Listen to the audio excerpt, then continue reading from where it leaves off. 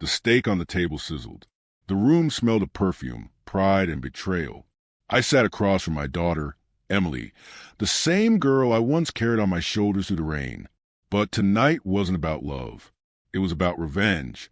She had graduated 3 months ago. She'd worn that white coat, smiled for the cameras, and called another man Dad. Not me, the man who raised her, the man who sold his truck to pay her tuition. She called him, Richard Moore, my real father. A millionaire, a man who never changed a diaper, a man who walked out before she could speak her first word. Now, they both sat in front of me at the table, Emily on the left, Richard on the right, celebrating her success. And I smiled, because this was the night I'd been waiting for. Dad, Emily said, trying to sound gentle, I didn't expect you to come. It means a lot that you're here. I looked at her. Her smile didn't reach her eyes. She looked at me like a guest, not a father. I wouldn't miss it, I said softly. After all, I paid for the first part of your dream. She looked down, embarrassed. Richard chuckled, that arrogant, polished laugh of his. Come on, Mark. Don't make this awkward. Let's just enjoy the dinner. I nodded. Oh, I'm enjoying it. More than they knew. The waiter poured the wine. I declined. I don't drink. Haven't since her mother left. But I did make sure they drank. I'd spent days planning this dinner. Every detail. The reservations, the private room, even the playlist humming in the background. It wasn't poison I served. No, I wasn't going to kill anyone. My revenge was cleaner, and it would burn longer. I reached into my coat pocket and pulled out a small black box. Emily's eyes widened. What's that? A gift, I said. For my daughter, the doctor. Richard leaned back, smug. You didn't have to, old man. I smiled. Oh, I did. I slid the box across the table. Emily opened it. Inside was a sleek silver flash drive with a single tag that read for the truth. What is this? She asked. Something you should watch. I said, before you keep calling that man your father. She frowned. Dad, please. Richard cut in, voice sharp. Enough, Mark. Don't ruin her night with your bitterness. She's moved on. You should too. I looked him dead in the eye. Oh, I already have. He didn't know. Not yet. I leaned forward, voice calm, steady, but each word landed like a hammer.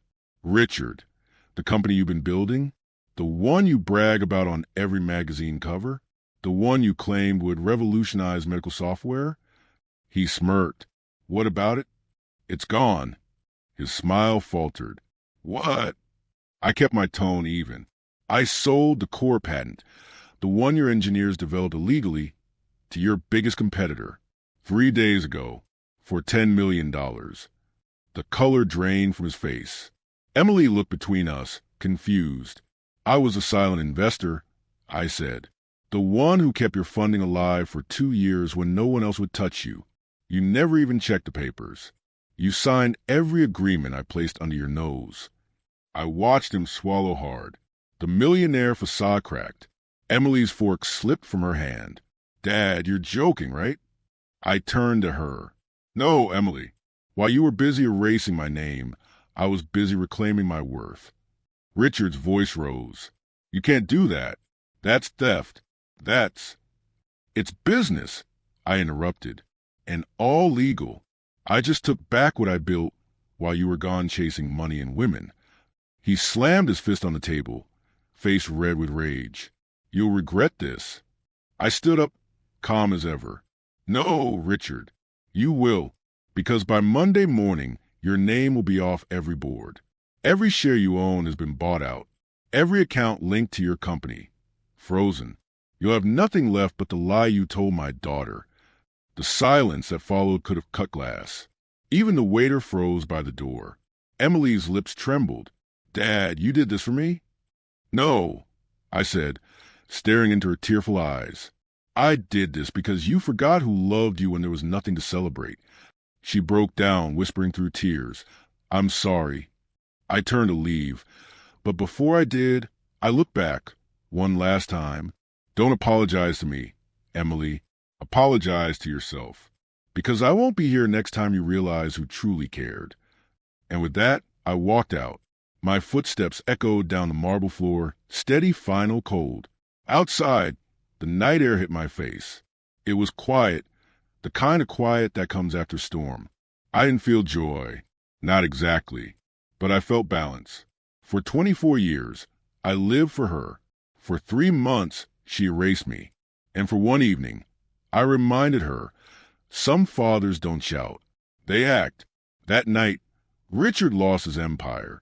Emily lost her illusion. And I found my peace. Never trade loyalty for luxury. What's built on truth stands longer than what's built on money. I didn't seek revenge to hurt them. I did it to remember myself. And that, finally, was enough. It's been 3 weeks since that dinner. 3 weeks since I walked out of that restaurant and left them staring at the ashes of their pride. The world moves fast when money disappears. Richard Moore's empire collapsed like a house built on cards and lies. The media called it the most shocking corporate meltdown of the year. But I just called it justice. I didn't gloat. I didn't speak. I watched quietly as the same journalist who once praised him now chewed him alive. His photos were everywhere. Red eyes, disheveled suit, his mansion listed for auction. He'd gone from millionaire to memory in less than a month. And I didn't lift a finger after that night. The plan was already done. Emily tried to reach me twice. The first time she texted, "Dad, can we talk?" I didn't reply. The second time, she came to my house, the same small house where she grew up. She stood on the porch, looking at the worn welcome mat she used to jump over as a kid. Her eyes were swollen, her smile gone. When I opened the door, she whispered, "Can I come in?" I didn't speak. I just stepped aside. She walked in slowly, looking at the framed photos still hanging on the wall. Her first bicycle, her high school graduation, her mother's faded smile. All memories she'd replaced with luxury dinners and fake family portraits. Finally, she turned to me. "Dad," I didn't know what he was. I thought he cared. I said nothing, just watched her. Tears streamed down her face. When the news broke, he vanished. His phones are off. He left me with nothing. My apartment, my car, all in his name. I could feel the pain in her voice, but I didn't move. Not yet. She sat down, burying her face in her palms. I called him Dad in front of everyone. I humiliated you. I betrayed you. Her voice cracked. And he used me. Silence filled the room. The clock ticked. The air was heavy with the kind of regret that can't be undone. Finally, I spoke, calm and steady. "Now you understand what I meant when I said loyalty can't be bought." She nodded, weeping. "I wanted him to love me," she said. "I wanted to feel important." "You already were," I said, "but you traded love for status. And he traded you for survival." She broke again. "Dad, please forgive me. I wanted to. God knows I wanted to. But forgiveness isn't a word. It's a wound that needs time."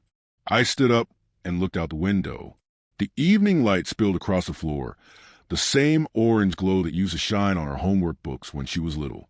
I remembered those nights, her tiny hands tracing letters, her laughter filling the house. Now all I heard was quiet. "I don't hate you, Emily," I finally said, "but I won't pretend nothing happened. You'll have to live with what you chose. That's your real degree." She looked up at me, eyes trembling. "What do you mean?" "Life teaches us what pride never will." She stood, tried to reach me. "Please, Dad, I'll make it right. I'll start over." I turned to face her fully. "Then do it. Not for me, for yourself." I walked her to the door. She stopped, gripping the handle, hesitant. "Dad, you still love me?"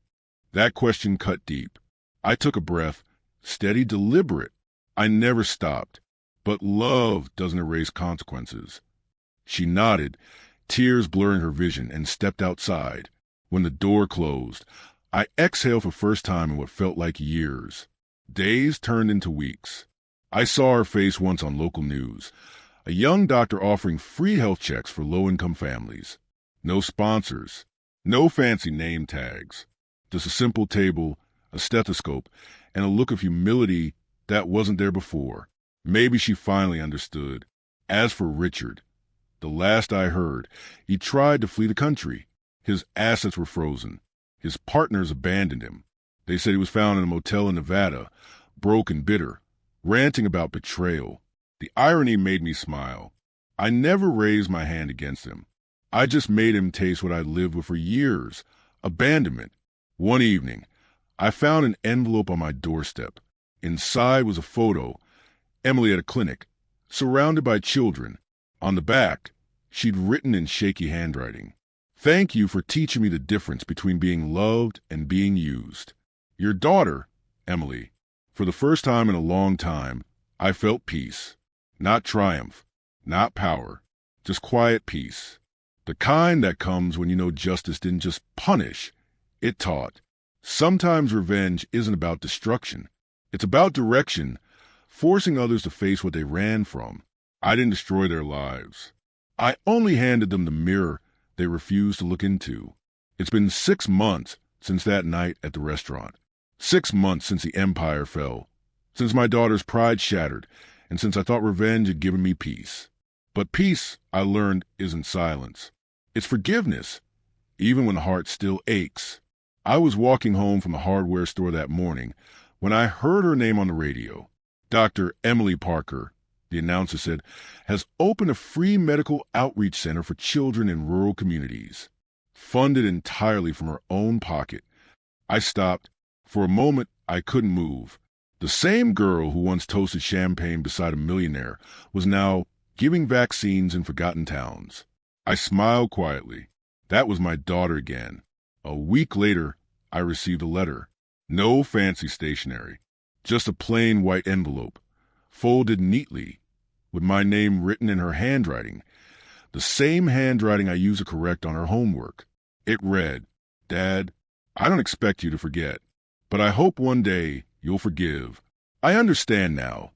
Success means nothing without the people who stood beside you when you had none. You were right about loyalty. You were right about love. I'll keep making you proud, even from a distance."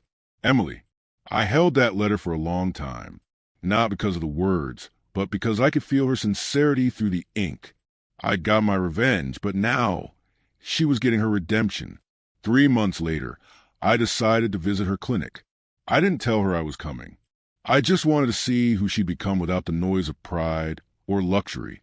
It was a small building, white walls, a rusty sign that read Parker Free Health Center. Children ran around barefoot, laughing. She stood in the middle, sleeves rolled up, treating a little boy with a bruised arm. Her hair was tied back. Her white coat had stains. Her smile was real. When she saw me, she froze. The syringe in her hand trembled slightly. "Dad," she whispered. I nodded once. "You're doing good work here." Her eyes filled with tears. "I learned from you." We stood there in silence, surrounded by the sound of children and the hum of life. No music, no fancy lights, just raw human truth. She stepped closer, voice soft. "I don't want your money. I don't want anything. I just want my father back." I looked at her, really looked. The arrogance was gone. The guilt had softened. All that was left was the daughter I raised. So I placed a hand on her shoulder. "I never left," I said. "You just had to find your way back." She broke down, sobbing against my chest, not like the proud doctor from graduation day, but like the little girl who once ran to me after scraping her knee. I held her close. No anger left. No walls. Just warmth. That night, we sat outside the clinic. The sun was setting, painting the sky in gold and crimson. She handed me a cup of coffee, black, just the way I liked it. "Dad," she said quietly, "do you ever regret it? What you did to Richard?" I thought for a moment. "No," I said. "He earned it. I didn't destroy him. He destroyed himself. I just turned the mirror around." She nodded slowly. "And me? You hurt me," I said honestly. "But pain isn't forever. Lessons are." She smiled faintly. "I'll make it up to you." "You already have," I said, watching the sky fade to purple. "You became the person I hoped you'd be, not perfect but real." Weeks passed. I started helping her at the clinic, fixing chairs, painting walls, sharing stories with patience. The laughter returned to my life, piece by piece, not through revenge, but through renewal. Richard's name vanished from headlines. Some said he moved to another country under a new identity. I didn't care. His story ended the moment mine began again. One afternoon, a journalist came to interview Emily. He asked about her past, her fall, and her rise. She didn't hide it. She said, "My father taught me what no medical school ever could, that healing starts with humility." When the story aired, it went viral, not because of scandal, but because of sincerity. People wrote letters. Some said they forgave their own parents. Some said they finally understood the weight of gratitude. And I realized something. My revenge didn't just fix my pain. It started a chain of understanding far beyond me. On the anniversary of her clinic's opening, Emily invited me to speak. I stood before the crowd, small town folks, nurses, children, and said only this: revenge may satisfy the heart, but forgiveness feeds the soul. I've had both. And trust me, only one lasts. The crowd clapped. Emily smiled, tears glistening in her eyes. That was the day I finally let everything go. Revenge may close a wound, but forgiveness heals it. In the end, justice isn't about making others fall. It's about helping them rise after they've seen the truth. I once thought revenge was my victory, but watching my daughter rebuild her life with humility, that was the real triumph.